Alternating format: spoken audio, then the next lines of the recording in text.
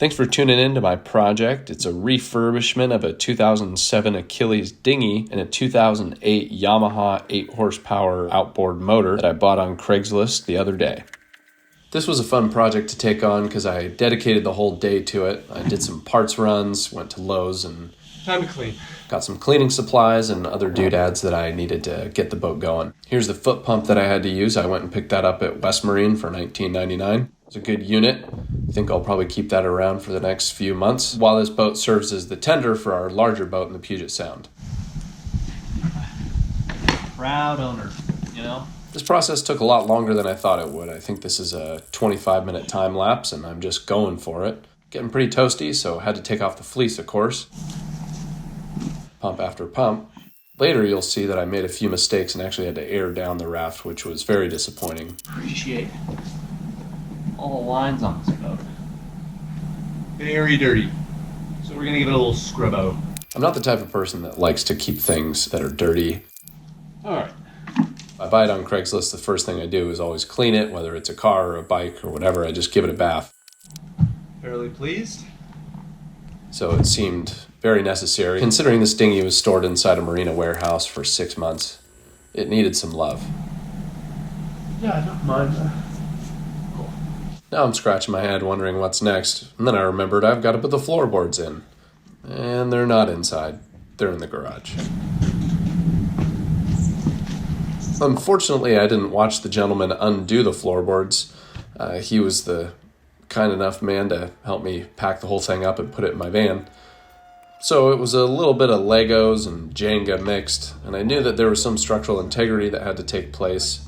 And of course, I knew I wanted it to be clean, so I went to it. Took a lot of elbow grease to get that stuff out, but a little Dawn and a scrub brush will do wonders. This Lego set turned out to be a real doozy, as you can see by me just staring off into space. I ended up having to air down the whole system and try to fit some things in different ways.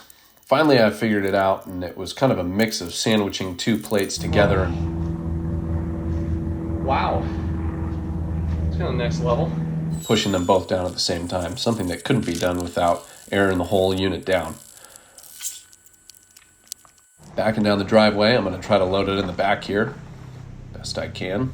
Now what I didn't show you was that I picked up the engine and mounted it to the back of the boat. Alright.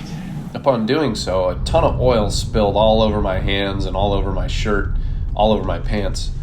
And I wasn't sure where that oil was coming from, so I stopped by the hardware store and bought some more oil and brought all my tools with me. Had to make sure I was doing everything right because, man, I wanted this sucker to get going.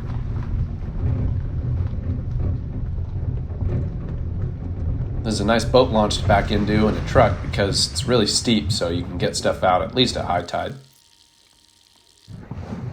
Slips right on out. Woo!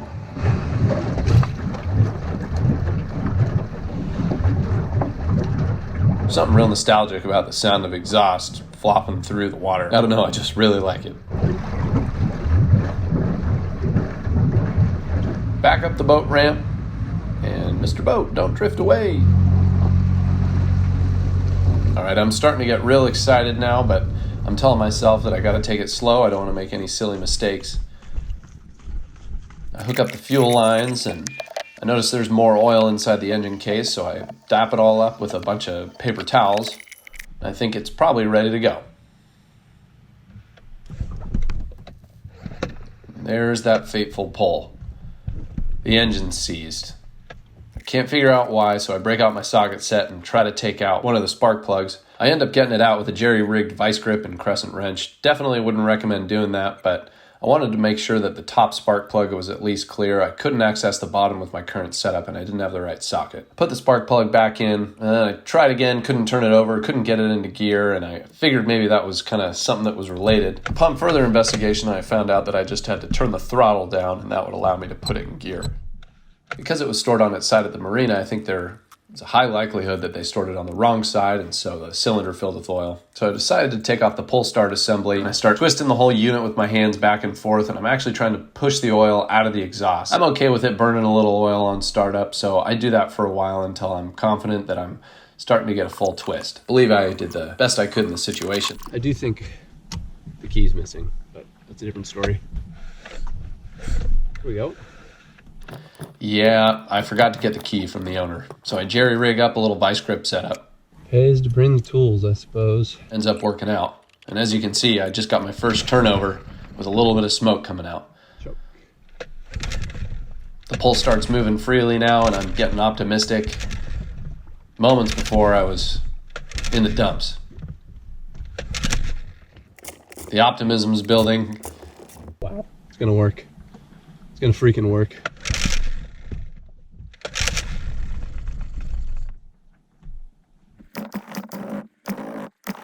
Oh. Then I remember I gotta prime the darn fuel. Why haven't I done that yet?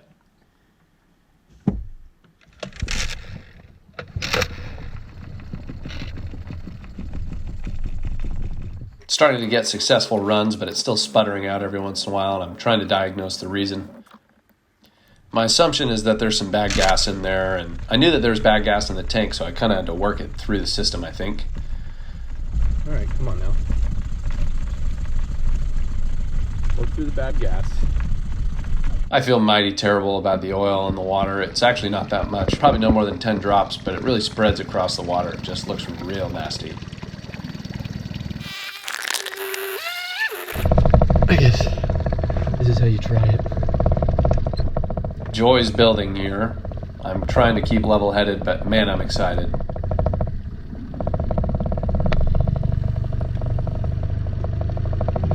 A little bit of gas kind of spooked me. Thought it would bog down right away.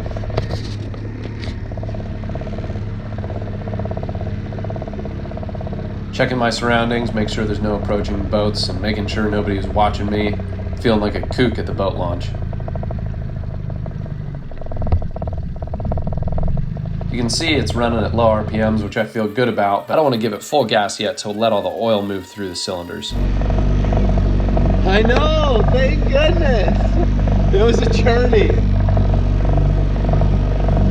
I guess there was a local watching me the whole time, and she gave me a little congratulations, said good luck.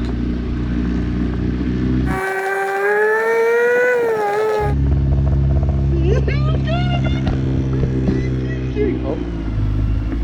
Lost it. Bogged down a little bit on me, but tuned it down a bit, let it regain some strength. I don't know if this is real or not, but I hope it is. Oh, I hope this motor freaking runs. The motor is running. I mean, it's running, but... Oh my gosh. Oh my gosh, we're on a plane. Oh man. Oh man! Are you freaking kidding? I don't believe it. I really didn't expect to get on a plane that quickly. Wow. I have to... Are you kidding? The weather and views were absolutely spectacular. And can you ask for better water conditions? Jeez. I don't know what to say. I usually have pretty bad luck with these sort of things, but I just freaking wrenched and figured it out.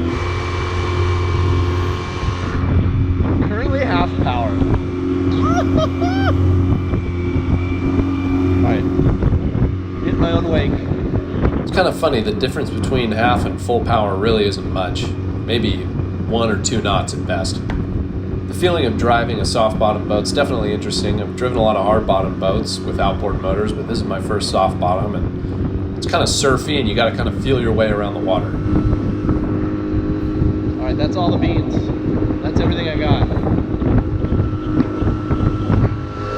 Let me tell you, it was a hoot out there.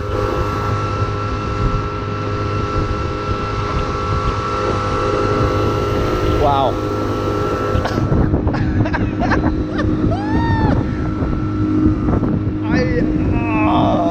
Thanks for watching.